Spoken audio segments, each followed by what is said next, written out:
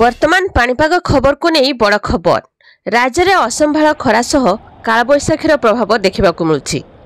तेज बिजुली घड़घड़ी सह प्रबल वर्षा नहीं येलो वार्निंग जारी करछि पाणीपाग विभाग। तेज राज्यर विभिन्न जिले में घड़घड़ी सह वर्षा होबार संभावना अच्छी। आसंतु देखिबा आज आपणक सहर में केउं सब जिला को प्रबल वर्षा सहित घड़घड़ी हेबो। तो वीडियो को लास्ट पर्यंत देखंतु, वीडियो को लाइक करंतु, चैनल को जदि प्रथम थर आछंती चैनल को सब्सक्राइब करी पाखर आस्था बेल आइकन क्लिक करी ऑल सिलेक्ट करनियंतु। तो से जिला गुड़िक होछि मालकानगिरी, रायगड़ा, कोरापुट, गंजाम, गजपति जिले में गोटे दुईटी स्थान में बिजुली घड़घड़ी सह झटका पवन घंटा प्रति 40 ରୁ 50 किलोमीटर बेगर संभावना अच्छी।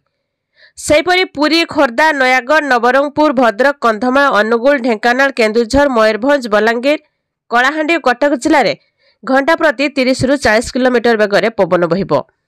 समस्त जिला को आंचलिक पाणीपाग विज्ञान केन्द्र पक्षर येलो वार्निंग जारी होईछि। अन्यपटे पुरी, खोर्धा, नयागढ़, गंजाम और गजपति जिले में उष्ण और आर्द्र अवस्था पर येलो वार्निंग जारी होईछि। सूचना था कि नयागढ़, अनुगुल, देवगढ़, केन्दुझर, मयूरभंज, जाजपुर, ढेंकानाल जिले में किछि अंचल में कालबैशाखीर प्रभाव देखा मिलिबो। सेपटे आसुछि आउ एक बड़ बात्या शक्ति।